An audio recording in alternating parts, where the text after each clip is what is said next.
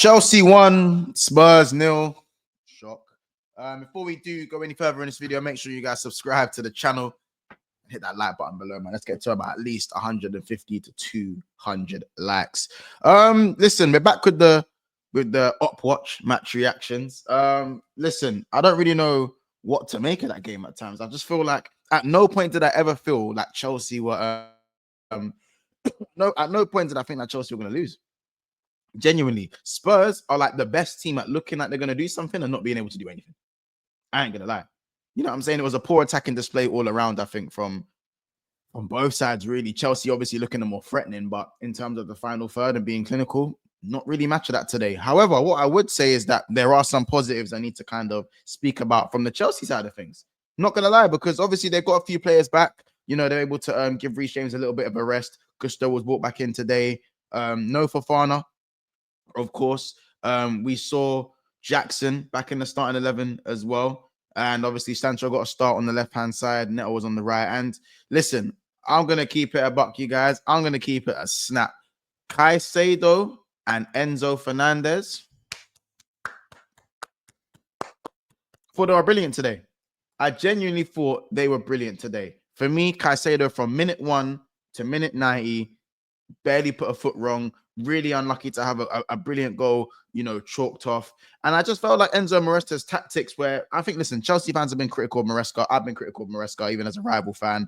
I do feel like Chelsea have lost their spark a little bit. But today we saw how integral Jackson is. Even though Jackson wasn't at his scintillating best today, and he wasn't, you know, he wasn't the Jackson we saw, like, you know, like how he was in the first half of the season. But he's just come back from injury. It's his first game back. There's gonna be a little bit of rust there, but you could see in just his all-round play, he's an absolute handful. And I'm not talking about the Darwin Núñez type a handful. I'm talking about his hold-up play was very good. His first touch was fine. He held off the defenders very well in Romero and Van de Ven. He managed to play the ball over the top into the channels. He managed to set Sancho off. He set Neto off on numerous times. I feel like Jackson was a little bit unlucky in the sense that the delivery from the wide areas for me, and this went for both teams. This was for Tottenham and for Chelsea. Delivery from the wide areas genuinely was very, very poor. So I think both Solanke and Jackson did suffer in terms of, you know, actual service from their midfielders or from their wide players. But in terms of Jackson's hold-up play, I was impressed with that today. I feel like that is what's been missing from Chelsea, looking kind of a lot more fluid in attack. They weren't clinical. They should have scored more today, but I never really thought they were too much out of control of the game. I think Spurs did threaten at times, and the game did become open in large parts of the second half. But Spurs in the final third, toothless, absolutely toothless. And just to kind of go back to Moises Caicedo and Enzo, I think they won Chelsea that game today. Like, Enzo was very good going forward. I think his decision-making could have been slightly better when he had runners such as Sancho, Palmer, Jackson, and Neto, and he opted to go for Neto on more than one occasion. But genuinely, Chelsea, they did look threatening. And I think that, for me, if we're looking at Chelsea's top 4 hopes, if we're looking at how they're going to go in the next few games, I think they've got Brentford next. Correct me if I'm wrong. And they've got Ipswich after that. And then it does get a little bit more difficult in the last 5 games of the season. But genuinely, guys, if you really look at what Chelsea are cooking, I do think they have a great shot of getting top 4. I understand Newcastle are there, City are there, and obviously Forest, Arsenal, and Liverpool are kind of, you know, those top 3 spots look to be pretty much solidified. That final spot for 4th, I think Chelsea have a great shot. If Jackson can kind of get his goal scoring form back, it's going to help Cole Palmer, because Cole Palmer today, I don't think he was bad. I think he was okay. He was better than what he has been. He was creating. He was tenacious. I think he still is searching for that goal to kind of set him back onto the course that he's been on for the last 18 months, apart from, you know, the last 3 months where it's not been great for him. But having Jackson back has helped Palmer tenfold. You can see he stretched the back line. He was bringing the ball down. Palmer was able to link up play. And I think if Enzo and Caicedo play like that, continue to play like that, then I feel like Cole Palmer is only going to improve again. He's going to be able to get more. He's going to have more freedom. I think also they're going to be able to find Palmer in wide spaces more. I feel like the central position for him is still okay. He facilitates the wingers. But when you have to facilitate wingers who aren't very good output-wise, i.e. Sancho and Neto, and Noni as well, these guys aren't really output machines. They're technically decent. Sancho being technically the best out of the 3. Noni being the most direct, and obviously Neto kind of being the blender both. None of them really score goals.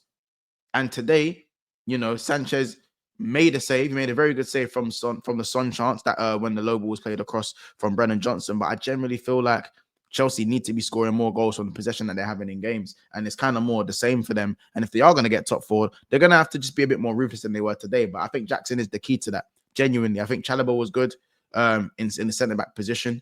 And I think that it was a derby, so it was always going to be cagey in the first half. And Sancho was pushing. Sancho was trying. And I know, obviously, look at me going, oh, Monts, you're a Sancho fanboy, this, that, and the third. I'll be honest, Sancho wasn't great today. I think he was very average at best. But he was more direct. And I think if he carries on being direct, the goals will come or the assists will come. And he'll be a bit more lethal in terms of an actual goal threat rather than a player that, kind of just has a quiet game and keeps it ticking, if I'm going to be trying to be objective about it. I think Neto needs to also improve that. Just stop everyone else. Everyone has to improve in the final third in being clinical when it comes to Chelsea Football Club right now. I generally feel like they've lost so many points this season by going ahead and then not killing games off and ended up drawing a game. How many times have you seen that? Now, is it a Maresca thing? Is it a players thing? I think it's a bit of both. I think Maresca has been a bit rigid in the way he set Chelsea up, but I think this is what happens when you come into a team, when you leave a team like Leicester, no disrespect, and then you go and join a team like Chelsea. You understand that the demands are very different. So we'll have to see. Listen, big up Chelsea for the victory. I think Spurs were okay in spells. Sanchez, that was a howler for Sanchez for the goal. Very lucky that there's a foul in the lead up to the goal, because for me, that shot is not in the corner. Sarr hits it with a venom, but for me, I'm sorry, but like for the ball to not be going in the corner and to let it bounce off his arm and hit the crossbar and in, it's just poor goalkeeping. Chelsea probably need to get rid of Sanchez, but he did make a save to save them the 3 points, so you got to big him up on that as well. So I don't know. For me, I'll keep it honest. It was one of those games that Chelsea needed to win the game. Not the craziest performance, but I still think Chelsea were dominant in a way where you just never really thought they were going to lose. You can't tell me you watched that game and you told me that Chelsea were going to lose or maybe draw that game. Not for me. But listen, if I got a man of the match, is Moises Caicedo. Absolutely brilliant from start to finish. He sat down on the injury and still managed to be the best player on the pitch. Absolutely brilliant. Yeah, the agenda has been dropped ages ago, but I just wanted to give Caicedo especially his flowers, and obviously the return of Jackson and Enzo Fernandez. It's working for him, but I feel like when Enzo plays well, Chelsea still tend to struggle to win. It's really weird. But when Enzo was really bad, Chelsea are winning games. That's a weird dynamic that people are going to have to look for. But for me, Caicedo man of the match. Let me know what you guys thought in the comments below. Let me know who you think your man of the match was and some other key performances. I think Cucurella and Gusto were good. You know what I'm saying? I think Gusto was good at right back today. Cucurella was good. So the wing backs played well. So I think there are positives to take from that game, especially Gusto coming in and not really having the greatest season this year. But today, I liked what I saw from him. So like, subscribe if you made it this far. We're one subscriber off of 16,300. So someone subscribe. Anyway, Chelsea 1, Tottenham 0, and we'll see you in the next one.